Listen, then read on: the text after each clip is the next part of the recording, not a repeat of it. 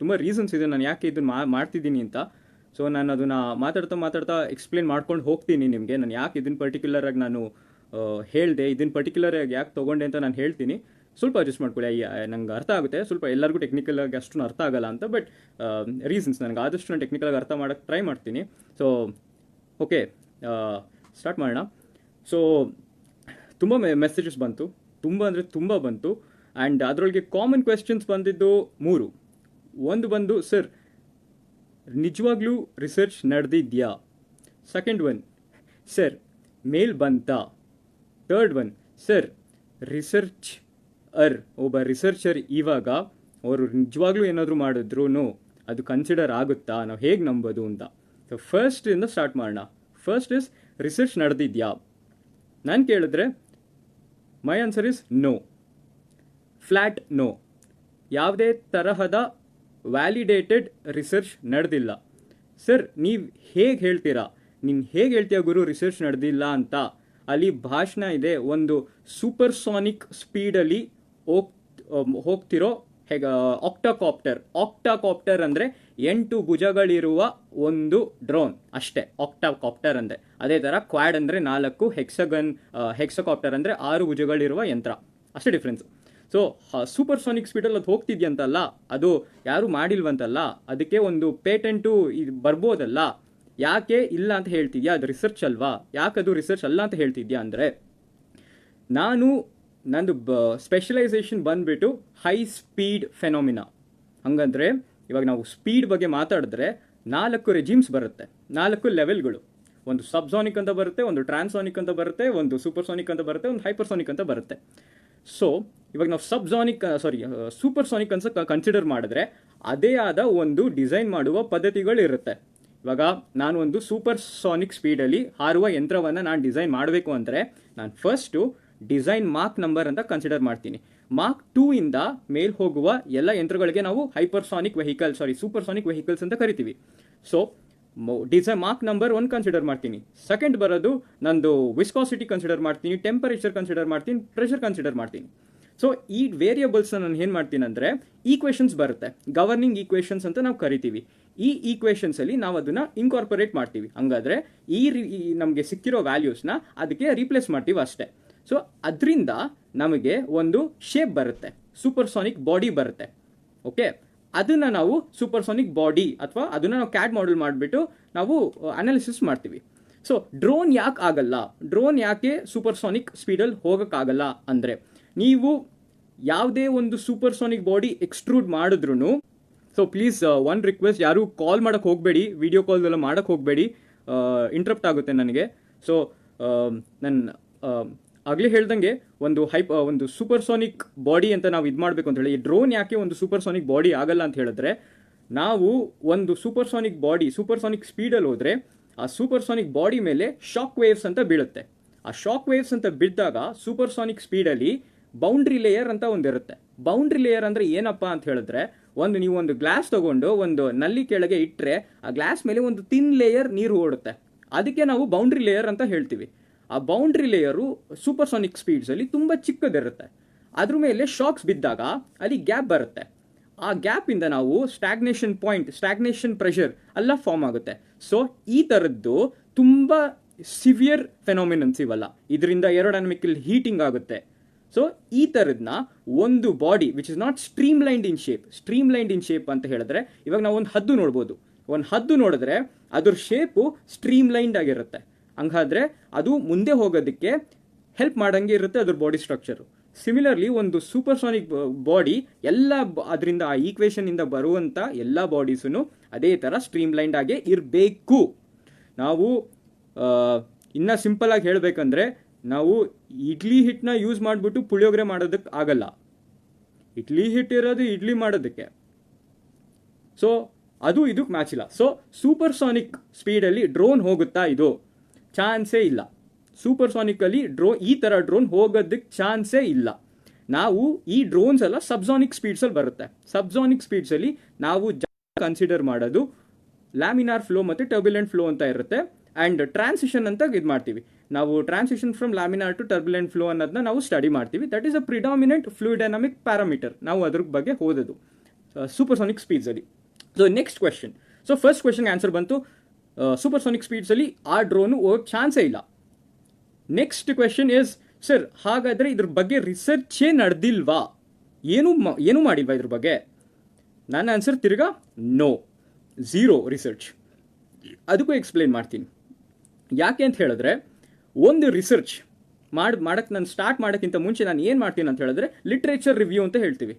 Literature review ಅಂದರೆ, ನಾನು ಇವಾಗ ಒಂದು ರಿಸರ್ಚ್ ಬಗ್ಗೆ ಮಾಡಬೇಕು ಅಂತ ಹೇಳಿದ್ರೆ ನಾನು ಸುಮ್ಮನೆ ಗೂಗಲಲ್ಲಿ ಹೋಗ್ಬಿಟ್ಟು ಇವಾಗ ನಂದು ರಿಸರ್ಚ್ ಟಾಪಿಕ್ ಬಂದುಬಿಟ್ಟು ಸ್ಪೇಸ್ ರೈಡರ್ ಅಥವಾ ವೇವ್ ರೈಡರ್ ಅಂತ ಹೇಳ್ತೀನಿ. ನಾನು ಅದನ್ನು ಗೂಗಲಲ್ಲಿ ಹೋಗಿ ವೇವ್ ರೈಡರ್ ಅಂತ ಇದು ಮಾಡಿದ್ರೆ ನನಗೆ ವೇವ್ ರೈಡರ್ ಪೇಪರ್ ಅಂತ ಕೊಟ್ಟರೆ ಲಕ್ಷ ಬರುತ್ತೆ. ನಾನು ಎಲ್ಲ ಓದೋದಕ್ಕಾಗಲ್ಲ, ಅಂದರೆ ಅಷ್ಟೊಂದು ಟೈಮ್ ಇರಲ್ಲ. ಇಟ್ ಈಸ್ ಹ್ಯೂಮನ್ಲಿ ಇಂಪಾಸಿಬಲ್, ಮನುಷ್ಯನಿಗೆ ಆ ಥರ ಮಾಡೋದಕ್ಕಾಗಲ್ಲ. ಸೊ ನಾನೇನು ಮಾಡ್ತೀನಿ, ಫಿಲ್ಟರ್ಸ್ ಕೊಡ್ತೀನಿ. ಯಾವ ಥರ ಅಂತ ಹೇಳಿದ್ರೆ, ಸ್ಪೇಸ್ ರೈಡರ್ ಅಂತ ಗೂಗಲ್ ಮಾಡಲ್ಲ ನಾನು, ಹೈಪರ್ಸಾನಿಕ್ ಸ್ಪೇಸ್ ರೈಡರ್ ಅಂತ ಮಾಡ್ತೀನಿ. ಹೈಪರ್ಸಾನಿಕ್ ಅನ್ನೋ ವರ್ಡ್ ಬರುತ್ತೆ, ಸೊ ಫಿಲ್ಟರ್ ಆಗುತ್ತೆ ಅದು. ಸಿಮಿಲರ್ಲಿ ನೆಕ್ಸ್ಟ್ ಫಿಲ್ಟರ್ ಕೊಡ್ತೀನಿ, ಬ್ಲಂಟೆಡ್ ಹೈಪರ್ಸಾನಿಕ್ ವೇವ್ ರೈಡರ್ ಅಂತ. ಸೊ ಬ್ಲಂಟ್ ಬಂತು, ಇನ್ನು ಫಿಲ್ಟರ್ ಆಗುತ್ತೆ. ಅದಾದಮೇಲೆ ಬ್ಲಂಟ್ನ ಸ್ಪೆಸಿಫೈ ಮಾಡ್ತೀನಿ, 10% ಬ್ಲಂಟೆಡ್, 2 ಸೆಂಟಿಮೀಟರ್ ಬ್ಲಂಟೆಡ್ ಅಂತ ಸ್ಪೆಸಿಫೈ ಮಾಡ್ತೀನಿ. ಅವಾಗ ಎಲ್ಲ ಫಿಲ್ಟರ್ ಆಗಿ ನನಗೆ ಉಳಿದಿರೋದೇ 10 ಪೇಪರ್ ಮ್ಯಾಕ್ಸಿಮಮ್ ಉಳಿದಿರುತ್ತೆ. ಸೊ ಆ 10 ಪೇಪರಲ್ಲಿ ನನಗೆ ಫ್ರೀ ಆಕ್ಸೆಸ್. ಇವಾಗ ಸಪೋಸ್ ನಾನು ಒಬ್ಬ ಪ್ರೈವೇಟ್ ರಿಸರ್ಚರ್, ನನ್ನ ಹತ್ರ ಯೂನಿವರ್ಸಿಟಿದು ಪಾಸ್ ಎಲ್ಲ ಇರಲ್ಲ. ಸೊ ಒಬ್ಬ ಫ್ರೀ ರಿಸರ್ಚರ್ ಆದರೆ ನನಗೆ ಫ್ರೀ ಆಕ್ಸೆಸ್ಸಲ್ಲಿ ಸಿಗೋದು ಒಂದು 2-3 ಪೇಪರ್. ಅದನ್ನು ನಾನು ಡೌನ್ಲೋಡ್ ಮಾಡ್ಕೋತೀನಿ. ಅದನ್ನು ಡೌನ್ಲೋಡ್ ಮಾಡಿಕೊಂಡು ಆ ಯಾರು ಆಥರ್ ಇರ್ತಾರೆ ಅವ್ರ ಬಗ್ಗೆ ನೋಡ್ತೀನಿ, ನನ್ನ ರಿಸರ್ಚು ಮತ್ತು ಅವರಿಗೆ ಸಂಬಂಧ ಇದೆಯಾ ಅಂತ. ನಾನು ಅದು ನೋಡಾದ್ಮೇಲೆ ನಾನು ಏನು ಮಾಡ್ತೀನಿ, ಅವ್ರದ್ದು ಸೈಟೇಷನ್ಸ್ ಇಟ್ಕೋತೀನಿ. ಸೊ ದಟ್ ನಾನು ಮುಂದಿನ ಅವರು ಏನಾದರೂ ಇದು ಮಾಡಿದ್ರೆ ನನಗೆ ಗೊತ್ತಾಗಲಿ ಅಂತ. This is the way to start a research. ಯಾವ ಒಳ್ಳೆ ಸೈಂಟಿಸ್ಟೂ ಅದು ಯಾವುದೇ ಒಳ್ಳೆ ರಿಸರ್ಚರ್ ಕೂಡ 4ಗಿಂತ ಜಾಸ್ತಿ ರೆಫರೆನ್ಸ್ ಪೇಪರ್ ಇಟ್ಕೊಳ್ಳಲ್ಲ. ಯಾಕಂತ ಹೇಳಿದ್ರೆ ಎಲ್ಲ ರಿಸರ್ಚ್ ವಿಲ್ ಬಿ ಸ್ಪೆಸಿಫಿಕ್. ಒಂದು ಕಡೆಗೆ ಮಾತ್ರ ನಾವು ಸ್ಪೆಸಿಫಿಕ್ ಆಗಿ ಓದೋದು, ನಾವು ಎಲ್ಲದನ್ನೂ ಮಾಡೋಕ್ಕಾಗಲ್ಲ. ಸೊ ಪರ್ಟಿಕ್ಯುಲರ್ ಆಗಿ ನಾವು ಸೆಲೆಕ್ಟ್ ಮಾಡಿರ್ತೀವಿ, 4 ರೆಫರೆನ್ಸ್ ಪೇಪರ್ ಅಂತ ಇಟ್ಕೊಂಡಿರ್ತೀವಿ, ಆ್ಯಂಡ್ ನೆಕ್ಸ್ಟ್ ಇದಕ್ಕೆ ಹೋಗ್ತೀವಿ. ಸೊ ನೆಕ್ಸ್ಟ್ ಪ್ರೊಸೀಜರ್ ಬಂದುಬಿಟ್ಟು, ಒಂದು ಡ್ರೋನ್, ಮಗ ನೀನು ಹೆಂಗೆ ಒಂದು ಡ್ರೋನ್ ಮಾಡ್ತೀಯಾ ಅಂತ ಕೇಳಿದ್ರೆ, drone is a team effort. ಡ್ರೋನ್ನ ಒಂದು ಕಾಂಪ್ಲೆಕ್ಸ್ ಒಂದು ನಾರ್ಮಲ್ ಡ್ರೋನ್ನ ಇದು ಮಾಡಬೇಕಂದ್ರೆ it is a team effort. ಒಂದು ಡಿಪಾರ್ಟ್ಮೆಂಟ್ ಮಾಡೋಕ್ಕಾಗಲ್ಲ. ಅದರೊಳಗೆ ಒಂದು ಡಿಸೈನ್ ಟೀಮ್ ಇರುತ್ತೆ, ಇನ್ನೊಂದು ಬಂದುಬಿಟ್ಟು you have control and guidance. ಇದನ್ನ ಜ್ಞಾಪಕ ಇಟ್ಕೊಳ್ಳಿ, control and guidance. Design team ಬಂದುಬಿಟ್ಟು ಯೂಶಲಿ ಮೆಕ್ಯಾನಿಕಲ್ ಇಂಜಿನಿಯರ್ಸ್ ಅವ್ರೇನು ಮಾಡ್ತಾರೆ ಅಂತ ಹೇಳಿದ್ರೆ, ಅದು ಕ್ಯಾಡ್ ಮಾಡೆಲ್ ಇರುತ್ತಲ್ಲ, ನಾನು ಹೇಳಿದ್ನಲ್ಲ ಮುಂಚೆ, ಒಂದು ಈಕ್ವೇಷನ್ಗೆ ಹಾಕ್ಬಿಟ್ಟು ಅದರಿಂದ ಒಂದು ಶೇಪ್ ತೆಗಿತಾರೆ ಅಂತ. ಆ ಮಾಡೆಲ್ನ ಅವರು ಕ್ಯಾಡಲ್ಲಿ ಮಾಡಿಬಿಟ್ಟು, next is a very important face, ಅದಕ್ಕೆ ನಾವು ಗ್ರಿಡ್ ಜನರೇಷನ್ ಅಂತ ಹೇಳ್ತೀವಿ. ಗ್ರಿಡ್ ಜನರೇಷನ್ ಏನು ಅಂತ ಹೇಳಿದ್ರೆ, ಆ ಇಡೀ ಬಾಡಿನ ಚಿಕ್ಕ ಪಾರ್ಟ್ ಮಾಡಿಬಿಟ್ಟು ಅದಕ್ಕೆ ಕ್ಯಾಲ್ಕುಲೇಷನ್ ಈಸಿ ಆಗಿ. ಗ್ರಿಡ್ ಜನರೇಷನ್ ತುಂಬ ಕಷ್ಟ. ಇವಾಗ ನಾನು ಮಾಡೋದು ಅದೇ ಗ್ರಿಡ್ ಜನರೇಷನ್. ಇದು CFD ಬರುತ್ತೆ. ಗ್ರಿಡ್ ಜನರೇಷನ್ ಯಾಕೆ ಕಷ್ಟ ಅಂತ ಹೇಳಿದ್ರೆ, ಅದು ಗವರ್ನಿಂಗ್ ಈಕ್ವೇಷನ್ಸ್ ಅಂತೆಲ್ಲ ಇರುತ್ತೆ, ಅದರ ಅನುಸಾರವಾಗಿ ನಾನು ಅದನ್ನು ಮಾಡಬೇಕು. ಕೆಲವು ಕಡೆ ನಾನು ಚಿಕ್ಕದಾಗಿ ಸೆಲ್ಸ್ ಮಾಡಬೇಕು ಅಂತ ಇರುತ್ತೆ, ಕೆಲವು ಕಡೆ ದೊಡ್ಡದಾಗಿ ಮಾಡಬೇಕು ಅಂತ ಇರುತ್ತೆ, ಕೆಲವು ಕಡೆ ಟಾಪೋಲಜಿ ಚೇಂಜ್ ಆಗುತ್ತೆ, ಸ್ಟ್ರಕ್ಚರಲ್ ಗ್ರಿಡ್ ಇರುತ್ತೆ, ಅನ್ಸ್ಟ್ರಕ್ಚರಲ್ ಗ್ರಿಡ್ ಇರುತ್ತೆ, ಈ ಥರ ತುಂಬ ಬರುತ್ತೆ. ಸೊ ನಾನೇನು ಮಾಡ್ತೀನಿ, ಅದನ್ನೆಲ್ಲ ಮಾಡಿ ನೆಕ್ಸ್ಟ್ ಬರೋದು ಬೌಂಡ್ರಿ ಕಂಡೀಷನ್ಸ್ ನಾನು ಕೊಡ್ತೀನಿ. ಫಾರ್ ಎಕ್ಸಾಂಪಲ್, ವಾಲ್ ಹತ್ರ ಸ್ಲಿಪ್ ಇರಲ್ಲ ಅಂತ ನಾನೊಂದು ಬೌಂಡ್ರಿ ಕಂಡೀಷನ್ ಕೊಡ್ತೀನಿ, ವಾಲ್ ಅವೇ ಕೋರ್ಸ್ ಆಗಿರುತ್ತೆ ಅಂತ ಇನ್ನೊಂದು ಬೌಂಡ್ರಿ ಕಂಡೀಷನ್ ಕೊಡ್ತೀನಿ. ಆ ಥರ ಎಲ್ಲ ಮಾಡಿ ನಾನು ಅನಾಲಿಸಿಸ್ ಮಾಡ್ತೀನಿ. ಒಂದು ಪಾರ್ಟನ್ನು ಅನಾಲಿಸಿಸ್ಗೆ ಸಬ್ಜೆಕ್ಟ್ ಮಾಡ್ತೀನಿ. ಇದು ಒಬ್ಬ ಮೆಕ್ಯಾನಿಕಲ್ ಇಂಜಿನಿಯರ್ ಮಾಡೋದು. ಅದು ಏನು ಮೆಟೀರಿಯಲ್ ಇಂಟಿಗ್ರಿಟಿ, ಒಂದು ಡ್ರೋನ್ ಇಂಟಿಗ್ರಿಟಿ, ಇದನ್ನು ಮಾಡೋದು ಮೆಕ್ಯಾನಿಕಲ್ ಇಂಜಿನಿಯರ್. ಸೊ ಈ ಕಡೆ ದ ರಿಯಲ್ ಹೀರೋಸ್, ಒಂದು ಡ್ರೋನ್ ಮಾಡೋದಕ್ಕೆ ರಿಯಲ್ ಹೀರೋಸ್ ನಾನೊಬ್ಬ ಮೆಕ್ಯಾನಿಕಲ್ ಇಂಜಿನಿಯರ್ ಆಗಿ ಹೇಳ್ತಾ ಇದ್ದೀನಿ. The real heroes in drone making is electronics, electrical people and may be CS. ನಂಗೆ ಅಷ್ಟು ಐಡಿಯಾ ಇಲ್ಲ. ಈ ಮೂರು they are the real heroes, they are the heart of a drone. ಯಾಕೆ ಹೇಳ್ತಾ ಇದ್ದೀನಿ ಅಂತ ಹೇಳಿದ್ರೆ, electronics and electricals is the most difficult field. ಅದನ್ನ ಯಾಕೆ ಹೇಳ್ತೀನಿ ಅಂದರೆ, ಇವಾಗ ನಾನು ಒಬ್ಬ ಮೆಕ್ಯಾನಿಕಲ್ ಇಂಜಿನಿಯರ್ ಆಗಿ ನಾನೊಂದು ಕೋಡ್ ಓದಬೇಕು ಅಂತ ಹೇಳಿದ್ರೆ, ನನಗೆ ಈಕ್ವೇಷನ್ಸ್ ನೋಡಿದ್ರೆ ನನಗೆ ಗೊತ್ತಾಗ್ಬಿಡುತ್ತೆ ನಾನು ಯಾವ ವೇರಿಯೇಬಲ್ಸ್ನ ನಾನು ಡಿಕ್ಲೇರ್ ಮಾಡಬೇಕು ಅಂತ ನನಗೆ ಗೊತ್ತಾಗುತ್ತೆ. ಈಕ್ವೇಷನ್ಸ್ ನೋಡಿದ್ರೆ ಸಾಕು ನನಗೆ. ಬಟ್ ನಂದು ಲಾಜಿಕ್ ಓರಿಯೆಂಟೆಡ್ ಅಲ್ಲ. ಬಟ್ ನಾವು ಎಲೆಕ್ಟ್ರಿಕಲ್ಸ್ಗೆಲ್ಲ ಬಂದರೆ ಅವರು ಸಿವಿಯರ್ಲಿ ಲಾಜಿಕ್ ಓರಿಯೆಂಟೆಡ್ ಇರುತ್ತೆ. ನನಗೆ ಅಷ್ಟೊಂದು ಟರ್ಮಿನಾಲಜೀಸ್ ಗೊತ್ತಿಲ್ಲ, ಬಿಕಾಸ್ ನನ್ನ ಬ್ಯಾಕ್ಗ್ರೌಂಡ್ ಅದಲ್ಲ. But they have all this latches ಇರುತ್ತೆ, ವೆರಿಲಾಗ್ ಆಪರೇಟರ್ಸ್ ಅಂತ ಇರುತ್ತೆ, ಅದಾದಮೇಲೆ ದೇ ಹ್ಯಾವ್ ದಿಸ್ ಲೂಪ್ಸ್ ಇರುತ್ತೆ, ಆಮೇಲೆ ಅದು ಕ್ಲಾಕ್ ಎಜ್ಜು ಸಿಗ್ನಲ್ ಇಲ್ಲಿ ಪಾಸ್ ಆದರೆ 0 to 1 ಆ ಥರ ಎಲ್ಲ ಇರುತ್ತೆ. It is completely logic oriented. Logic ಎಷ್ಟು ಇರುತ್ತೆ ಅಂತ ಹೇಳಿದ್ರೆ, ಅದು ನಾವು ಅರ್ಥ ಮಾಡಿಕೊಂಡು ಮಿಸ್ಟೇಕ್ ಇಲ್ಲದೆ ಮಾಡೋದಕ್ಕೆ ತುಂಬ ಟೈಮ್ ಬೇಕು. ಇವಾಗಲೂ ಎಷ್ಟೊಂದು ಜನ ತುಂಬ ಹೈ ಪೋಸ್ಟಲ್ಲಿರೋರು ಇವಾಗಲೂ ಮಿಸ್ಟೇಕ್ ಮಾಡ್ತಾರೆ. ಈ ಥರ ಲಾಜಿಕ್ನ ತಿಳ್ಕೊಂಡು ನಾವು ಪ್ರೋಗ್ರಾಮಿಂಗ್ ಸ್ಟಾರ್ಟ್ ಮಾಡ್ತೀವಿ. ಈ ಎಲ್ಲ ಲಾಜಿಕ್ನ ತಿಳ್ಕೊಂಡು ನಾವು ಒಂದು ಡ್ರೋನ್ ಪ್ರೋಗ್ರಾಮಿಂಗ್ನ ಸ್ಟಾರ್ಟ್ ಮಾಡ್ತೀವಿ. ಸೊ ನಾವು okay, for example drone programming ಚೆನ್ನಾಗಿ ಮಾಡಿದೆ, ಸಕ್ಸಸ್ಫುಲ್ ಆಯಿತು. ಈ ಎಲ್ಲ ಪಾರ್ಟ್ಸ್ನ ಇಂಟಿಗ್ರೇಟ್ ಮಾಡಿ ನಾವು ಡೈರೆಕ್ಟಾಗಿ ಹೋಗ್ಬಿಟ್ಟು ಟೆಸ್ಟ್ ಮಾಡಲ್ಲ. ಏನು ಮಾಡ್ತೀವಿ, computational space or virtual space ಅಂತ ಕರಿತೀವಿ. ನಮ್ಮ ಸಿಸ್ಟಮಲ್ಲಿ ಒಂದು ನಾರ್ಮಲ್ ಎನ್ವೈರ್ನಮೆಂಟಲ್ಲಿ ಹೇಗೆ ಓಡುತ್ತೆ, ಒಂದು ಡ್ರೋನ್ ಹೇಗೆ ಮೂವ್ ಆಗುತ್ತೆ ಅದನ್ನು ನಾವು ಸಿಮ್ಯುಲೇಟ್ ಮಾಡ್ತೀವಿ. ಅದೇ ಕಂಡೀಷನ್ಸಲ್ಲಿ ನಾವು ಸಿಮ್ಯುಲೇಟ್ ಮಾಡ್ತೀವಿ. ಸಿಮ್ಯುಲೇಟ್ ಮಾಡಿದ ತಕ್ಷಣ ನಮಗೆ ವ್ಯಾಲ್ಯೂಸ್ ಬರುತ್ತೆ. ನಾನು ಅವತ್ತು ಏನು ಕೇಳಿದೆ ಕ್ವೆಶನ್, ಲಿಫ್ಟ್ ಆ್ಯಂಡ್ ಡ್ರ್ಯಾಗ್, ಅದು ಇಲ್ಲೇ ಬರೋದು. ಸಿಮ್ಯುಲೇಷನ್ಸಲ್ಲಿ ನಮಗೆ ರಿಸಲ್ಟ್ ಬರುತ್ತೆ. ಇಷ್ಟು ಲಿಫ್ಟ್ ಇದೆ, ಇಷ್ಟು ಡ್ರ್ಯಾಗ್ ಇದೆ ಅಂತ ನಮಗೆ ಗೊತ್ತಾಗುತ್ತೆ. ನೆಕ್ಸ್ಟ್ ಏನಾಗುತ್ತೆ ಅಂತ ಹೇಳಿದ್ರೆ, ನೆಕ್ಸ್ಟ್ ನಾವು ಆನ್ ಫೀಲ್ಡ್ ಟೆಸ್ಟಿಂಗ್ ಮಾಡ್ತೀವಿ. ಆನ್ ಫೀಲ್ಡ್ ಟೆಸ್ಟಿಂಗ್ ಅಂತ ಹೇಳಿದ್ರೆ 2 ಥರ ಬರುತ್ತೆ. ಇವಾಗ ನಾನು ಒಂದು ಏರ್ಕ್ರಾಫ್ಟ್ ಡಿಸೈನ್ ಮಾಡಬೇಕಂದ್ರೆ ವಿಂಡ್ ಟನಲ್ ಟೆಸ್ಟ್ಸ್ ಮಾಡ್ತೀನಿ ನಾನು. ಅದೇ ಥರ ಡ್ರೋನಿಗೆ ಯಾವುದೋ ಇರ್ಬೋದೇನೋ, ಅದು ನನಗೆ ಸರಿಗೆ ಇನ್ಫಾರ್ಮೇಷನ್ ಇಲ್ಲ. ಸೊ ಡ್ರೋನಿಗೆ ಅದೇ ಥರ ಪರ್ಟಿಕ್ಯುಲರ್ ಒಂದು ಟೆಸ್ಟ್ ಮಾಡ್ತೀವಿ. ಸೊ ಎಕ್ಸ್ಪೆರಿಮೆಂಟಲ್ ವ್ಯಾಲ್ಯೂ ನಮ್ಮ ಹತ್ರ ಇರುತ್ತೆ, CFD ವ್ಯಾಲ್ಯೂಸ್ ಇರುತ್ತೆ ನಮ್ಮ ಹತ್ರ. ಸೊ 2 ಕಂಪೇರ್ ಮಾಡ್ತೀವಿ, ನೋಡ್ತೀವಿ. ಒಂದು 2 ಬಂದಿರುತ್ತೆ, ಇನ್ನೊಂದು 5 ಬಂದಿದ್ರೆ ಎರರ್ 3 ಅಂತ ಅರ್ಥ. ಆ 3ನ ಅದು ಫೀಡ್ಬ್ಯಾಕ್ ಆಗುತ್ತೆ. ದಟ್ ಮೀನ್ಸ್ ನೆಕ್ಸ್ಟ್ ಟೈಮ್ ಇಟ್ರೇಷನ್ಗೆ ಅದು ಕಡಿಮೆ ಆಗ್ತಾ ಬರುತ್ತೆ. ಇದು loop. This is the like ಒಂದು ನಾರ್ಮಲ್ ಡ್ರೋನ್ ಮಾಡಬೇಕಂದ್ರೆ ಇಷ್ಟೆಲ್ಲ ಪ್ರೊಸೆಸ್ ಇರುತ್ತೆ. ನಾನು ಸಿಂಪಲ್ ಆಗಿ ಹೇಳಿದ್ದೀನಿ, ಬಟ್ ಒಂದೊಂದು ಪ್ರೊಸೆಸ್ಸು ತುಂಬ ಕಷ್ಟ, ತುಂಬ TDS, ತುಂಬ ಟೈಮ್ ತಗೊಳುತ್ತೆ. ಯಾವುದು ಒಂದಿನದಲ್ಲಿ ಆಗೋವಂಥದ್ದಲ್ಲ. ಸೊ ನೆಕ್ಸ್ಟ್ ಕ್ವೆಶನ್ ಏನಂತ ಹೇಳಿದ್ರೆ, ದ ಮೋಸ್ಟ್ ಇಂಪಾರ್ಟೆಂಟ್ ಕ್ವೆಶನ್ ಎಲ್ಲರೂ ವೇಟ್ ಮಾಡ್ತಿರೋದು, ಸರ್ ಮೇಲ್ ಬಂತಾ ಕ್ವೆಶನ್. ಸೊ ನನಗೆ ಯಾವುದೇ ತರಹದ ಮೇಲ್ ಕೂಡ ಬಂದಿಲ್ಲ, ಅದು ಬರುವುದಿಲ್ಲ, ಅದು ಬಂದರೂ ನಾನು ಎಕ್ಸೆಪ್ಟ್ ಮಾಡುವುದಿಲ್ಲ. ಯಾಕೆ ಅಂತ ಹೇಳಿದ್ರೆ, ನಾನು ಫಸ್ಟೇ ಹೇಳಿದೆ, ಇದೆಲ್ಲ ಜನರಲ್ ನಾಲೆಜ್ ಅಲ್ಲ.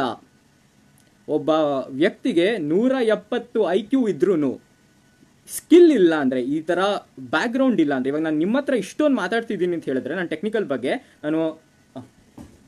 ನೋಡಿ ಇಷ್ಟು ದೊಡ್ಡ ಬುಕ್ ಓದಿರ್ಬೇಕು ನಾನು, ಇಷ್ಟು ನಾನು ಕಂಫರ್ಟಬಲ್ ಆಗಿ ನಿಮ್ಮ ಹತ್ರ ಮಾತಾಡಬೇಕು ಅಂತ ಹೇಳಿದ್ರೆ, ದಟ್ ಈಸ್ ರಿಸರ್ಚ್. ಆ ಥರ ಇಷ್ಟು ಓದ್ಬಿಟ್ಟು ನಾನು ಮಿಸ್ಟೇಕ್ಸ್ ಮಾಡ್ತೀನಿ, that means I am not perfect. ಅದೇ ಥರ ಯಾವುದೇ ಒಂದು ಬ್ಯಾಕ್ಗ್ರೌಂಡ್ ಇಲ್ಲದೆ ಒಂದು ಜನರಲ್ ನಾಲೆಜ್ ಮೇಲೆಲ್ಲ ಇದು ಮಾಡೋಕ್ಕಂತೂ ಸಾಧ್ಯ ಇಲ್ಲ. ಸ್ಕಿಲ್ ಬೇಕು, ಸ್ಕಿಲ್ ಈಸ್ ಇಂಪಾರ್ಟೆಂಟ್. ಸ್ಕಿಲ್ ಇಲ್ಲದೆ ಮಾಡೋಕ್ಕಾಗಲ್ಲ. ಆಮೇಲೆ 1 ವರ್ಷದಲ್ಲಿ ಮಾಡುವಂಥದ್ದ ಕೆಲಸಗಳಲ್ಲ ಇದು. ಒಬ್ಬನಿಗಲ್ಲ ಆಗೋದೇ ಇಲ್ಲ ಇದು. It is completely inhumane. ಚಾನ್ಸೇ ಇಲ್ಲ ಇದು. ಅದಾದ ನಾನು ಯಾಕೆ ಇಷ್ಟೊಂದು ಕಂಫರ್ಟಬಲ್ ಆಗಿ ಹೇಳ್ತಾ ಇದ್ದೀನಿ ಅಂತ ಹೇಳಿದ್ರೆ, ನನಗೆ ಗೊತ್ತು. And next question, so second question clear ಆಯಿತು. ನನಗೆ ಯಾವುದೇ ಮೇಲ್ ಬಂದಿಲ್ಲ, ಬರೋದು ಇಲ್ಲ, ಅದು ನಾನು ಎಕ್ಸೆಪ್ಟು ಮಾಡಲ್ಲ. ಬಿಕಾಸ್ ಒಬ್ಬ ವ್ಯಕ್ತಿ ಒಂದು ಸಿಂಪಲ್ ಕ್ವೆಶನ್ಗೆ ಆನ್ಸರ್ ಮಾಡೋಕ್ಕೆ ಆಗ್ತಿಲ್ಲ, ಅದಾದಮೇಲೆ ನನಗೊಂದು 10 ದಿನ ಆದಮೇಲೆ ನನಗೆ ಅದಕ್ಕೆ ಆನ್ಸರ್ ಬಂತು ಅಂತ ಹೇಳಿದ್ರೆ ಯಾರು ಎಕ್ಸೆಪ್ಟ್ ಮಾಡ್ತಾರೆ ಅದನ್ನು? So that being side, next question ನನಗೆ ಬಂದಿದ್ದು, ಸರ್ ನೆಕ್ಸ್ಟ್ ಒಬ್ಬ ರಿಸರ್ಚರ್ ಇವಾಗ ಏನೋ ಒಂದು ಇನೋವೇಷನ್ ಮಾಡಿದೆ. ಇವಾಗ ರಿಸರ್ಚರ್ ಫೀಲ್ಡ್ಗೆ ಒಂದು ಬ್ಲ್ಯಾಕ್ ಲೇಬಲ್ ಇದೆ. ತುಂಬ ರಿಸರ್ಚರ್ಸ್ ತುಂಬ ಆ್ಯಂಗ್ರಿಯಿಂದ, ಇವಾಗ ಆಸ್ಟ್ರೇಲಿಯಾ US ಇಂದ ಅಲ್ಲಿ ಕೆಲಸ ಮಾಡ್ತಿರೋರು ಪೋಸ್ಟ್ ಡಾಕ್ಸ್ ಎಲ್ಲ ನನಗೆ ಕಾಲ್ ಮಾಡಿ ಹೇಳಿದ್ರು, ಇವಾಗ ನಾವೇನಾದರೂ ಒಂದು ಇನೋವೇಷನ್ ಮಾಡಿದ್ರೆ ನಮಗೆ ಅಪ್ರಿಸಿಯೇಷನ್ ಸಿಗುತ್ತಾ ಇಲ್ವಾ ಅಂತ. ನಾನು ಓದಿದ್ದು, ನನ್ನ ಸ್ಕೂಲ್ ಬಂದು ಕೇಂಬ್ರಿಡ್ಜಲ್ಲಿ ನಾನು ಓದಿದ್ದು. ನಾನು 5th ಸ್ಟ್ಯಾಂಡರ್ಡಲ್ಲಿ ಇರಬೇಕಾದ್ರೆ ನನಗೊಂದು ಫಂಟಾಸ್ಟಿಕ್ ಟೀಚರ್ ಇದ್ದರು. ಅವರೇ ನಾನು ಇಲ್ಲಿವರೆಗೂ ಇಷ್ಟು ಮಾತಾಡ್ತಾ ಇದ್ದೀನಿ ಅಂತ ಹೇಳಿದ್ರೆ ಅವರೇ ಅದಕ್ಕೆ ಇನ್ಸ್ಪಿರೇಷನು. ಅವ್ರ ಹೆಸರು ಹೇಮಲತಾ ಅಂತ. ಅವ್ರ ಸೈನ್ಸ್ ಕ್ಲಾಸಲ್ಲಿ ನನಗೆ ಯಾವಾಗಲೂ ಎಲ್ಲರಿಗೂ ಹೇಳ್ತಾ ಇದ್ರು, every science class should have 2 important question, why and how. ನಾನು ಯಾಕೆ ಇದನ್ನು ಹೇಳ್ತಾ ಇದ್ದೀನಿ ಅಂದರೆ, ನಾವು ಏನೇನು ರಿಸರ್ಚ್ ಮಾಡ್ತೀವಿ, 2 ವರ್ಷ 3 ವರ್ಷ ನಾವು ಏನು ಕುತ್ಕೊಂಡು ಮಾಡ್ತೀವಿ, ನಾವು ಅದಕ್ಕೆ ನಮಗೆ ತೋರಿಸ್ಕೊಳ್ಳೋದಕ್ಕಿರೋದು 5 ಪೇಜು. ಅಬ್ಸ್ಟ್ರಾಕ್ಟಿಂದ ಹಿಡಿದು ರಿಸಲ್ಟ್ವರೆಗೂ ಅಷ್ಟೇ ನಾವು ತೋರ್ಸೋಕ್ಕಾಗೋದು. ಯಾರಾದರೂ ಅದು ನೋಡಿಬಿಟ್ಟು ನೀನೊಂದು ಮಿಸ್ಟೇಕ್ ಮಾಡಿದ್ಯಾ ರಿಸರ್ಚಲ್ಲಿ, ಸ್ವಲ್ಪ ಕರೆಕ್ಟು, ಇನ್ನೂ ಸ್ವಲ್ಪ ಅಥವಾ ಜಾಸ್ತಿ ಕರೆಕ್ಟು, ಸ್ವಲ್ಪ ತಪ್ಪು ಅಂತ ಇಲ್ಲ, ತಪ್ಪು ಅಷ್ಟೇ. ನೀವು ಸ್ವಲ್ಪ ತಪ್ಪಾಗ್ಬಿಟ್ಟು ರಿಸರ್ಚಲ್ಲಿ ಕೊಟ್ಟರೆ it is like complete zero, ನಿನಗೇನೂ ಬರಲ್ಲ, ನೀನು ಮಾಡಿದ್ದೆಲ್ಲ ವೇಸ್ಟು ಅನ್ನೋದು. ಸೊ ಯಾವುದೇ ರಿಸರ್ಚರ್ಗೆ ನೀವು ಹೋಗ್ಬಿಟ್ಟು, ಸರ್ ಇದು ಹೇಗೆ ಮಾಡಿದ್ರಿ, ಇದು ಯಾತಕ್ಕೆ ಮಾಡಿದ್ರಿ ನೀವು ಅಂತ ಕೇಳಿದ್ರೆ, ಅವರು ತುಂಬ ಖುಷಿಯಿಂದ ನಿಮಗೆ ತಲೆ ಕೆಟ್ಟೋಗೋವರೆಗೂ ಎಕ್ಸ್ಪ್ಲೈನ್ ಮಾಡ್ತಾರೆ. ಅವರು ನಿಜವಾದ ರಿಸರ್ಚರ್ಸ್. ನೀವೇ ಅನ್ಕೊಬೇಕು, ಯಾಕಪ್ಪ ನಾವು ಈ ಕ್ವೆಶನ್ಸ್ ಕೇಳಿದ್ರಿ ಅಂತ. ಬಿಕಾಸ್ ಅವ್ರಿಗೆ ಏನಂದರೆ ತುಂಬ ಕೆಲಸ ಮಾಡಿರ್ತಾರೆ ಅದ್ರ ಬಗ್ಗೆ. ಎಕ್ಸ್ಪ್ಲೈನ್ ಮಾಡೋಕ್ಕೆ ಟೈಮ್ ಸಿಗಲ್ಲ. ಒಂದು ಕಾನ್ಫರೆನ್ಸ್ಗೆ ಹೋದರೆ 5 ನಿಮಿಷದಲ್ಲಿ ಮುಗಿಸಿ ಅಂತ ಹೇಳ್ತಾರೆ. So that is the only ego that we have, that ಯಾರೋ ನಮಗೆ ನಾವು ಮಾಡಿದ ಬಗ್ಗೆ ಕೇಳ್ತಾರೆ, ಯಾರೋ ನಮ್ಮನ್ನ ಸೈಟ್ ಮಾಡ್ತಾರೆ, ನಮ್ಮ ಮಾಡಿರೋ ರಿಸರ್ಚ್ ಬಗ್ಗೆ ಯಾರೋ ಒಬ್ಬರು ಕೇಳ್ತಾರೆ, ಅಷ್ಟೇ ಇರೋದು. So that being said, so mostly ಇದು ನನ್ನ ಒಪಿನಿಯನ್ ಅಂತ ನಾನು ಹೇಳ್ತಿಲ್ಲ. So I think most engineering background ಇರೋರು I think they will agree with me. ನಾನು ಇವಾಗ ಹೇಳಿರೋದು ನಾನು ಟೆಕ್ನಿಕಲಾಗಿ ನಾನು ಏನು ಹೇಳಿದ್ನೋ ಅದ್ರ ಜೊತೆ ನೀವು ಅಗ್ರಿ ಮಾಡ್ತೀರಾ ಅಂತ ಅಂದ್ಕೊಂಡಿದ್ದೀನಿ. And coming to the other side, which I literally ನನಗೆ ಹೋಗೋಕ್ಕೆ ಇಷ್ಟ ಇರಲಿಲ್ಲ, but with a heavy heart from 2 days before, ಎರಡು ದಿನ ಹಿಂದೆ ನಾನು ಯಾರು ಅಂತಲೂ ಯಾರಿಗೂ ಗೊತ್ತಿರಲಿಲ್ಲ. ಐ ವಾಸ್ ಅ ನೋ ಬಡಿ. ನಾನು ಇಷ್ಟು ಮಾತಾಡ್ತಿದ್ದೀನಿ, ನಾನು ಇವಾಗ ಮಾತಾಡೋದಕ್ಕೆ ನನಗೆ ಅಷ್ಟು ಯೋಗ್ಯತೆ ಇದೆಯೋ ಅಥವಾ ಅರ್ಹತೆ ಇದೆಯೋ ನನಗೆ ಗೊತ್ತಿಲ್ಲ. ಬಟ್ ಮೊನ್ನೆಯಿಂದ ನನಗೆ ಯಾರೋ ಅಣ್ಣ, ಮಗ, ಮಚ್ಚ, ಅಣ್ಣ ಆ ಥರ ಎಲ್ಲ ಹೇಳಿದ್ರು. ನಂಗೆ ತುಂಬ ಖುಷಿ ಆಯಿತು. ಲೈಫಲ್ಲಿ ನನಗೆ ತುಂಬ ದೊಡ್ಡ ಫ್ಯಾಮಿಲಿ ಸಿಗ್ತೇನೋ ಅಷ್ಟು ಖುಷಿ ಆಯಿತು. ಆ್ಯಂಡ್ ಲೈಕ್ ಒಂದು ಫೀಲಿಂಗ್ ಇದ್ದೇ ಇರುತ್ತೆ ದಟ್ ಒಬ್ಬನ ಬೀಳಿಂದ ನನ್ನ ಏಳಿಗೆ ಆಗ್ತಿದೆ ಅಂತ ಅದು ಇದ್ದೇ ಇದೆ. ಬಿಕಾಸ್ ನನಗೆ ಒಬ್ಬರು ಮೆಸೇಜ್ ಮಾಡಿದ್ರು, ಅವರು ನನಗೆ ಹೇಳಿದ್ರು ಲೈಕ್ ಅವ್ರ ಸನ್ ಎಕ್ಸ್ಪೈರ್ ಆಗಿದ್ದಾರೆ, ಲೈಕ್ ಅವನು ಇಂಜಿನಿಯರಿಂಗ್ ಸ್ಟೂಡೆಂಟ್ ಆಗಿದ್ದ. ಆ್ಯಂಡ್ ಅವ್ರು ನನಗೆ ಹೇಳಿದ್ರು ಮೋಸ್ಟ್ಲಿ ಅವ್ನು ಇದ್ದಿದ್ರೆ ಅವ್ನು ನಿಂತರೇ ಮಾತಾಡ್ತಿದ್ನೇನೋ ಕೊಣೋ ಅಂತ. ನಾನು ತುಂಬ ಅದು ಒಂಥರ ಹರ್ಟ್ ಆಯ್ತು ನನಗೆ. ಬಟ್ ದೆನ್ ಅಗೇನ್ ನಾನೇನು ಹೇಳ್ತಾ ಇದ್ದೀನಿ ಅಂದರೆ ಲೈಕ್ ಎಲ್ಲರಿಗೂ ನಾನು ಕನ್ನಡಿಗರಿಗೆ ನನ್ನ ನಿಜವಾಗ್ಲೂ ಇಲ್ಲಿವರೆಗೂ ನೀವು ದರ್ಶನ್ ಬರಲೇಬೇಕು, ನೀನು ಬರೋ ಗಂಟ ನಮಗೆ ಕನ್ಕ್ಲೂಷನ್ ಸಿಗಲ್ಲ ಅಂತ ಹೇಳ್ದವ್ರಿಗೆ ನಂದು ಒಂದೇ ರಿಕ್ವೆಸ್ಟ್ ಇರೋದು, ತಪ್ಪಾಗಿದೆ, ಪ್ಲೀಸ್ ಫರ್ಗಿವ್ ಮಾಡಿ. ಯಾಕೆ ಹೇಳ್ತಾ ಇದ್ದೀನಿ ಅಂದರೆ, ಹೇಟ್ ಮಾಡೋದು ನಮ್ಮ ಗುಣ ಅಲ್ಲ. ನಾವು ಕನ್ನಡಿಗರು, ನಾವು ಹೇಟ್ ಮಾಡಬಾರದು. ತಪ್ಪು ನಡೆದಿದೆ. ಇಂಟ್ರೆಸ್ಟ್ ಇದ್ದರೆ ಅದ್ರ ಬಗ್ಗೆ ಓದಲಿ, ಡೈನಾಮಿಕ್ಸ್ ಓದಲಿ, ಮೆಕ್ಯಾನಿಕ್ಸ್ ಓದಲಿ, ಕೈನಾಮೆಟಿಕ್ಸ್ ಓದಲಿ, ಅಚೀವ್ ಮಾಡಲಿ, ಖುಷಿ. ನಮ್ಮ ಕರ್ನಾಟಕಕ್ಕೆ ಮಾಡದೆ ಬೇರೆ ಎಲ್ಲಿ ಮಾಡೋಕ್ಕೆ ಇದಾಗುತ್ತೆ. ಒಬ್ಬ ಕನ್ನಡಿಗ ಇಷ್ಟೊಂದು ವರ್ಲ್ಡ್ ಸ್ಟೇಜಲ್ಲಿ ರಿಪ್ರೆಸೆಂಟ್ ಮಾಡಿದ್ದಾನಂದರೆ ನಮಗೆ ಎಲ್ಲರಿಗೂ ಹೆಮ್ಮೆ ಆಗುತ್ತೆ. ಸೊ ಇನ್ನೊಂದು ಹೇಳೋಕ್ಕೆ ಇಷ್ಟಪಡ್ತೀನಿ, ನಾನು ಮೊನ್ನೆಯಿಂದ ತುಂಬ ಇಂಟರ್ವ್ಯೂಸ್ಗೆಲ್ಲ ಕರೆದಾಗ ನಾನು ರಿಜೆಕ್ಟ್ ಮಾಡಿದೆ. ಓನ್ಲಿ ರೀಸನ್ ಬೀಯಿಂಗ್, ಈ ಥರ ವಿಷಯ ಎಲ್ಲ ಸ್ಪ್ರೆಡ್ ಆಗಬಾರ್ದು. ಯಾಕಂದರೆ ಇದು ಜಾಸ್ತಿ ಸ್ಪ್ರೆಡ್ ಆಗ್ತಾ ನಮ್ಮ ಸ್ಟೇಟಿಗಿನ್ನ ವ್ಯಾಲ್ಯೂನೇ ಡೌನ್ ಆಗೋದು. ಸೊ ಇದೆಲ್ಲ ಸ್ಪ್ರೆಡ್ ಆಗಬಾರ್ದು. This should stop. ನಿಮಗೆ ಇವಾಗ ಕನ್ಕ್ಲೂಷನ್ ಸಿಕ್ಕಿದೆ ಅಂತ ಅನ್ಕೋತೀನಿ. ನೀವು ಕೇಳ್ದಂಗೆ ದರ್ಶನೇ ಬಂದು ಮಾತಾಡಿರೋದು. ಟೆಕ್ನಿಕಲಾಗಿ ಮೆಕ್ಯಾನಿಕಲಲ್ಲಿ ನಾನು ತಪ್ಪು ಮಾಡಿರಲ್ಲ, ನನಗೆ ಗೊತ್ತು, ನನ್ನ ರಿಸರ್ಚ್ ಅದು. ಎಲೆಕ್ಟ್ರಾನಿಕ್ಸ್ ರಿಲೇಟೆಡ್ ನಾನು ಏನೋ ತಪ್ಪು ಹೇಳಿದ್ರೆ, ಸೊ ನೀವು ನನ್ನ ಕರೆಕ್ಟ್ ಮಾಡಿ, ಈ ಥರ ಮಾಡು, ಈ ಥರ ಕಣೋ, ನೀನು ಹೇಳಿದ ತಪ್ಪು ಅಂತ ಇದು ಮಾಡಿ. I am very approachable. ನನ್ನ ಇನ್ಸ್ಟಾಗ್ರಾಮ್ ಹ್ಯಾಂಡಲ್ ಇದೆ ನಿಮ್ಮ ಹತ್ರ, so you can text me, very happy. But ನಾನು ಕೇಳೋದು ಒಂದೇ ಇಷ್ಟು. ಆ್ಯಂಡ್ ಒಂದು ಹೇಳಬೇಕು, Karnataka's troll pages and memes are unbelievable, awesome. They are like out of the world, unparalleled. ಯಾಕೆ ನಾನು ಹೇಳ್ತಾ ಇದ್ದೀನಿ ಅಂತ ಹೇಳಿದ್ರೆ, ಇಟ್ ಇಸ್ ನಾಟ್ ದಟ್ ನನ್ನ ಅವ್ರು ಫೇಮಸ್ ಮಾಡಿಬಿಟ್ರು ಓವರ್ ನೈಟ್ ಅಂತ ಅಲ್ಲ. They respected my privacy a lot. ಅದು ತುಂಬ ಇಂಪಾರ್ಟೆಂಟ್. ಬಿಕಾಸ್ ಬೆಳಗ್ಗೆ ರಾತ್ರಿ ನನ್ನ ಫೋನ್ನ ನಾನು ಸ್ವಿಚ್ ಆಫ್ ಮಾಡೋಕ್ಕಾಗಲ್ಲ. ಯಾಕಂದರೆ ನಂಗೆ ಲ್ಯಾಬಿಂದ ಕಾಲ್ಸ್ ಬರುತ್ತೆ, ಮಿಡ್ ನೈಟಿಂದನೂ ಕಾಲ್ಸ್ ಬರ್ಬೋದು. ಅದಕ್ಕೆ ನನ್ನ ಫೋನ್ನ ಸ್ವಿಚ್ ಆಫ್ ಮಾಡೋಕ್ಕಾಗಲ್ಲ. ಸೊ ಬರ್ತಿತ್ತು ತುಂಬ, ಸರ್ ಪ್ಲೀಸ್ ಇಂಟರ್ವ್ಯೂಗೆ ಬನ್ನಿ, ಅದಕ್ಕೆ ಬನ್ನಿ, ಇದಕ್ಕೆ ಬನ್ನಿ ಅಂತ. ನಾನು ಹೇಳಿದೆ, see this is a very sensitive thing. ಈಗ ಇಂಟರ್ವ್ಯೂ ಮಾಡೋದ್ರಿಂದ ತುಂಬ ಜಾಸ್ತಿ ಇದು ಎಸ್ಕಲೇಟ್ ಆಗುತ್ತೆ. ಸೊ ನಾನೇ ಲೈವಿಗೆ ಹೋಗ್ತೀನಿ, ನಾನೇ ಮಾತಾಡ್ತೀನಿ. ನಾನು ಬರಬೇಕು ಅಂತ ಜನ ಕೇಳಿರೋದು, ನಾನೇ ಬರ್ತೀನಿ. I think this is a proper conclusion and they are awesome. So ನಾನು ಅವ್ರಿಗೆ ಕೈ ಮುಗ್ದು ಕೇಳ್ಕೊತೀನಿ. ಸೊ ಪ್ಲೀಸ್ ಜನರಿಗೆ ಲೈಕ್ ಈ ಥರ ಅವನ ಮೇಲೆ ಹೇಟ್ ಬೇಡ, ಈ ಸಿಚುವೇಶನ್ ಬಗ್ಗೆ ಹೇಟ್ ಬೇಡ. So let us forgive. ನಮ್ಮ ಇಡೀ ಕರ್ನಾಟಕದಲ್ಲಿ ಒಂದು ದೊಡ್ಡ ಸೂತಕ ಇದೆ ನಮಗೆ ಇವಾಗ, ಕೊರೋನಾ ಅನ್ನೋದು. ನಾವು ಅದನ್ನು ಗೆಲ್ಲೋಣ ಫಸ್ಟು.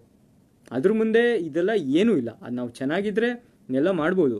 ಸೊ ಅದು ಒಂದು ನನ್ನ ಕಡೆಯಿಂದ ರಿಕ್ವೆಸ್ಟ್. ಅದೇನೋ ಗೊತ್ತಿಲ್ಲ, ಇವತ್ತು ಅನ್ನಿಸ್ತಿದೆ ದರ್ಶನ್ ನಾನು ಏನಾದರೂ ಹೇಳಿದ್ರೆ ಅಟ್ಲೀಸ್ಟ್ ಏನೋ ಗೊತ್ತಿಲ್ಲ 40% ಆಫ್ ದ ಜನ ನನ್ನ ಮಾತು ಕೇಳಿ ದರ್ಶನ್ ಹೇಳ್ತಾ ಇದ್ದಾನೆ, ಸೊ ವಿ ಶುಡ್ ಫರ್ಗಿವ್ ಅಂತ ಅನ್ಕೋತಾರೆ ಅಂತ ನಾನು ಅನ್ಕೊಂಡಿದ್ದೀನಿ. ಸೊ ಪ್ಲೀಸ್ ಕೈ ಮುಗ್ದು ಕೇಳ್ಕೊತೀನಿ, ಒಬ್ಬ ಒಬ್ಬ ನೀವೇ ಹೇಳಿದ್ದೀರಾ ಅಣ್ಣ, ಮಗ, ಮಚ್ಚ, ಬ್ರೋ, ಡೂಡ್ ಕಡೆಯಿಂದ ಬರ್ತಿದೆ. So please let us forgive, let us forget, let us move on. So ಇಲ್ಲಿವರೆಗೂ ನಾನು ಮಾತಾಡಿದ್ದು ಆ ಇನ್ಸಿಡೆಂಟ್ ಬಗ್ಗೆ. ಸೊ ನಾನು ಇನ್ನೂ ಸ್ವಲ್ಪ ಹೊತ್ತು ಮಾತಾಡ್ತೀನಿ, that is not related to this. So ಇವಾಗ ನಾನು ಹೇಳ್ದಂಗೆ ಮುಗೀತಿದ್ದು, ನಾನು ಇದ್ರ ಬಗ್ಗೆ ತಿರ್ಗಾ ಮಾತಾಡಲ್ಲ. ಸೊ ನಿಮಗೆ ಬೇಕಾಗಿರೋ ಕನ್ಕ್ಲೂಷನ್ ನಾನು ಕೊಟ್ಟಿದ್ದೀನಿ ಅಂತ ನಾನು ಅಂದ್ಕೊಂಡಿದ್ದೀನಿ. ಸೊ ನೆಕ್ಸ್ಟ್ ನಾನು ಮಾತಾಡೋದು, ತುಂಬ ಜನ ನನಗೆ ಲೈಕ್ ಸರ್ ನಾವು ಟೆಕ್ನಿಕಲ್ ಫೀಲ್ಡಲ್ಲಿ ಇದ್ದೀವಿ, ನಾವು ಈ ಥರ ಮಾಡ್ತಾ ಇದ್ದೀವಿ, ಹೌ ಕ್ಯಾನ್ ವಿ, ನಮಗೆ ಅಡ್ವೈಸ್ ಬೇಕು ಆ ಥರ ಇದು. ನಾನು ಹೇಳಿದೆ, ಸರ್ ನೀವೆಲ್ಲ ತುಂಬ ದೊಡ್ಡವರು, ನನ್ನ ಪ್ಲೀಸ್ ಯಾರು ಸರ್ ಅಂತೆಲ್ಲ ಅಡ್ರೆಸ್ ಮಾಡಬೇಡಿ. I am just 24 years of old, above average intelligence ಅಷ್ಟೇ ಇರೋದು. ನಾನು ಏನು ಮಾಡ್ದಿರೋ ಕೆಲಸ ಎಲ್ಲ ಏನು ಮಾಡಿಲ್ಲ, ನಾನು ಅಬೋವ್ ಆ್ಯಾವ್ರೇಜ್ ಇಂಟೆಲಿಜೆನ್ಸ್ ಅಷ್ಟೇ. ಬಟ್ ನನಗೆ ಗೊತ್ತಿರೋದ್ರ ಬಗ್ಗೆ ನೀವು ಏನು ಕೇಳಿದ್ರು I am ready to help you all. And ನನಗೆ ಗೊತ್ತಿಲ್ಲ ಅಂತ ಹೇಳಿದ್ರು, ನನ್ನ ಲ್ಯಾಬಲ್ಲಿ ನನ್ನ ಪಕ್ಕ ಇದೊಂದು ಹೇಳಬೇಕು, ನನ್ನ ಲ್ಯಾಬಲ್ಲಿ ನನ್ನ ಪಕ್ಕ ನಿಕೋಲಸ್ ಅಂತ ಕೂತ್ಕೋತಾನೆ, ನಿಕೋಲಸ್ ಜಾರ್ಡಿನ್ ಜಾಕ್ ಅಂತ, ಫ್ರೆಂಚಿಂದ. Most amazing person. I think ನನ್ನ ಕೇಳಿದ್ರೆ ನನಗೆ ಗೊತ್ತಿರೋದ್ರಲ್ಲಿ he is the most knowledgeable person ನನಗೆ ಗೊತ್ತಿರೋದು. ಸುಮ್ಮನೆ ಎಲ್ಲರಿಗೂ ಗೊತ್ತಿರಲಿ ಅಂತ ಹೇಳಿದೆ. ನಾನು ಒಂದು 10% ಇಲ್ಲ ನಾನಂತ ಅಂತ ಅನ್ಕೋತೀನಿ. ನಿಮ್ಗೇನಾದರೂ ಆ ಥರ ಡೌಟ್ ಇದ್ದರೆ ನಾನು ಅವ್ರ ಹತ್ರ ಕೇಳಿ, ಅಥವಾ ನನ್ನ ಜೂನಿಯರ್ಸು ಅಥವಾ ನನ್ನ ಜೂನಿಯರ್ಸಾಗಿ ಇಲ್ಲಿ ಕೆಲಸ ಮಾಡಿದವರು IITs ತುಂಬ ಜನ ಇದ್ದಾರೆ. IT ಡೆಲ್ಲಿ, ಖಡಗ್ಪುರ್, ಕಾನ್ಪುರ್ ತುಂಬ ಕಡೆ ಇದ್ದಾರೆ. I can help you with that. And ನಾನು ನನ್ನ ರಿಸರ್ಚಲ್ಲಿ ಇನ್ವಾಲ್ವ್ ಆಗ್ತೀನಿ. And when I come back like maybe next year ISTS ನಂದು ಒಂದು ಕಾನ್ಫರೆನ್ಸ್ ನಾನು ಪೇಪರ್ ಪ್ರೆಸೆಂಟ್ ಮಾಡಬೇಕು ಅಂತ ಅಂದ್ಕೊಂಡಿದ್ದೀನಿ. Hope everything goes good. And ನಾನು ನಿಜವಾಗ್ಲೂ ಆ್ಯಂಡ್ ಕರ್ನಾಟಕಕ್ಕೆ ಬಂದಾಗ ಎಲ್ಲರೂ ಹೇಳ್ತೀರಿ, ಸರ್ ಪ್ಲೀಸ್ ಬನ್ನಿ, ನೀವು ಟೆಕ್ನಿಕಲ್ ಟಾಕ್ ಮಾಡಿ ನಮ್ಮ ಕಾಲೇಜಲ್ಲಿ. ಖಂಡಿತ ಬರ್ತೀನಿ. ನನ್ನ ರಿಸರ್ಚ್ ಒಳ್ಳೆ ಫೇಸಲ್ಲಿ ಇದ್ದರೆ ನಾನು ಖಂಡಿತ ಬಂದು ಮಾತಾಡ್ತೀನಿ. ಆ್ಯಂಡ್ ಒಂದು ಫೋರಮ್ ಆರ್ಗನೈಸ್ ಮಾಡಿ ಅಂತ ಹೇಳ್ತಾಯಿದ್ರು. ಅದ್ರ ಬಗ್ಗೆ ನನಗೆ ಅಷ್ಟೊಂದು ಐಡಿಯಾ ಇಲ್ಲ. ಬಟ್ ನನ್ನ ಕರ್ನಾಟಕಕ್ಕೆ ವಾಪಸ್ ಬಂದಾಗ ನೀವು ಲೈಕ್ ಏನಾದರೂ ಇದು ಮಾಡಿ ಒಂದು ಡಿಸ್ಕಷನ್ ಏನಾದರೂ ಆರ್ಗನೈಸ್ ಮಾಡಿ ಕರೀರಿ, ಖಂಡಿತ ನಾನು ಬರ್ತೀನಿ. ಆ್ಯಂಡ್ ಇಷ್ಟೊಂದು ಪ್ರೀತಿ ಕೊಟ್ಟಿದ್ದೀರಾ. ಆ್ಯಂಡ್ ಅದನ್ನು ನಾನು ವ್ಯಾಲ್ಯೂ ಮಾಡಲಿಲ್ಲ ಅಂದರೆ that is sin on my part. So I will always be grateful for it. ಯಾವಾಗಲೂ ನಾನು ಇದನ್ನು ಇಟ್ಕೊಂಡಿರ್ತೀನಿ. These 2 days were like completely different for me. And I hope you support me. ಇದನ್ನು ಹಾಗೆ ಇಟ್ಕೊಳ್ಳಿ, ಮರಿಬೇಡಿ, ಅಷ್ಟೇ ಕೇಳೋದು. And with that being said, ಅದೇ ಲಾಸ್ಟಲ್ಲಿ ಇದೊಂದೇ ನಾನು ಕೇಳ್ಕೊಳ್ಳೋದು, ಲೆಟ್ಸ್ ಫರ್ಗೆಟ್ ದಿಸ್. ಇನ್ನೊಂದ್ಸರಿ ಇದ್ರ ಬಗ್ಗೆ ಮಾತಾಡಬೇಡಿ. ತಪ್ಪಾಗಿದೆ, ಆಗುತ್ತೆ. So let us forgive and forget. ಎಲ್ಲರ ಹತ್ರನೂ ಇದೇ ಕೇಳ್ಕೊಳ್ಳೋದು. ಆಮೇಲೆ ಈ ಕೊರೋನಾ ಅನ್ನೋದು ತುಂಬ ಹರಡ್ತಾ ಇದೆ. ಸೊ ಎಲ್ಲರೂ ಹುಷಾರಾಗಿರಿ, take care. And I hope you all a very happy life. So thank you all. ನಾನು ಇಲ್ಲಿಗೆ ನನ್ನ ಲೈವ್ ಸ್ಟ್ರೀಮ್ ಮುಗಿಸ್ತೀನಿ. Thank you all for coming and have a good night. ಶುಭರಾತ್ರಿ. Thank you.